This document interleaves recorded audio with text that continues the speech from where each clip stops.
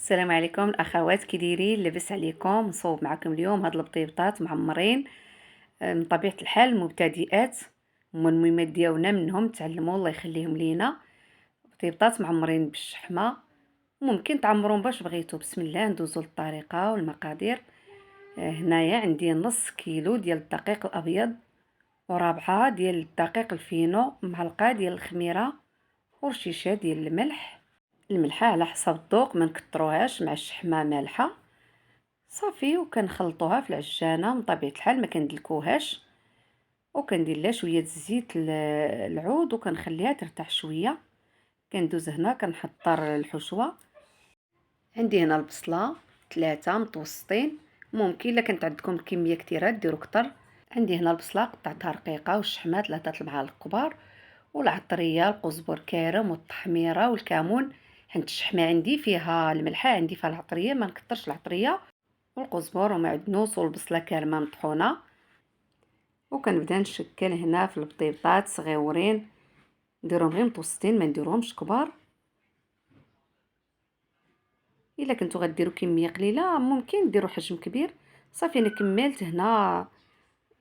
كملت هنا الكميه اللي عندي، وكندير لهم شويه الدقيق وكنخليهم حتى يرتاحوا، عاد كندوز نشكلهم. صافي هنا ملي ارتاحوا ترخات العجينه شويه، صافي نرققهم مزيان ونبسط الجوانب باش ما يجونيش غلاط فاش نجمعهم.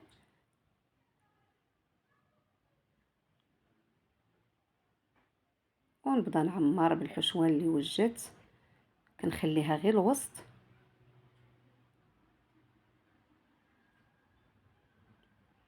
ممكن كما قلت لكم تعمرون بالبصله وكفيته مشحره، او بالخضار والفرماج، هما كيجيو مزيانين. وكنجمع بهذه الطريقه هذه، كنحاول نشد غير شويه باش ما يجيوش غلاظ من الوسط، وكنخليهم يرتاحوا. كنعاود نشكل واحده اخرى،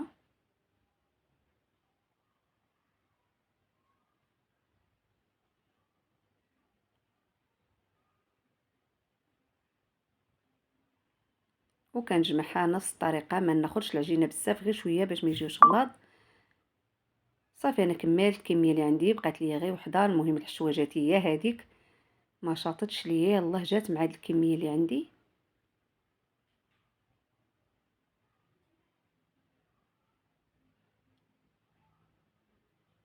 وكنجمعها حتى هي بنفس الطريقه، ناخذ شويه العجينه ونجمعو نسدوهم بيدينا مزيان باش ملي نطيبوهم ما تخرجش لينا الحشوه وديك.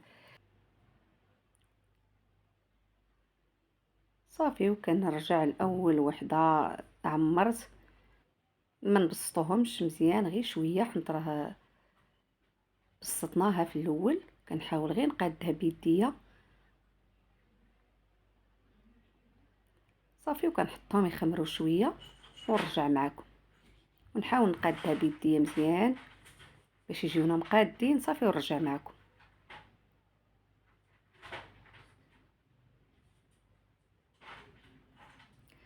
صافي الخبيزات ديالنا خمروا، ندير المقلاه سخون ونطيبهم معكم. كنخليوها حتى كطيب شويه من التحت، عاد كنقلبوها.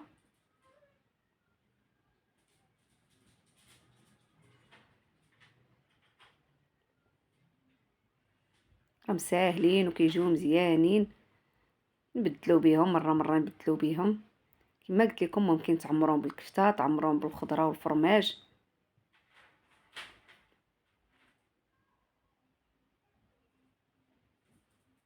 نقصوا عليهم البوطه ونخليهم يطيبوا على خاطرهم ويتحمروا. المهم كملت هاد الكميه اللي عندي، هذه اخر وحده، وبالصحه والراحه.